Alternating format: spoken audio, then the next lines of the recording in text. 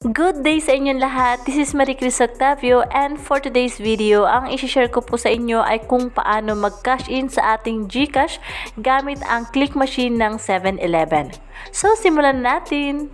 So, i-click lang po natin yung e-money and then yung Gcash. So, i-click din ulit natin yung Gcash na word. So, yan, makikita natin, nalagay natin dyan yung tamang number natin na pagsisenda natin ng money or yung pagka-cash inan natin. So, ang lalagay naman natin yung amount is yung amount na ipapadala natin. Pero, expect natin na mababawasan yan ng 1% na convenience fee. So, kung gusto nyo hindi mabawasan yan, kailangan dagan nyo. So, next lang yung guys. And then, kaya magpiprint na yung payment slip po natin. Ito ay i-present natin sa cashier. I-scan po nila yan.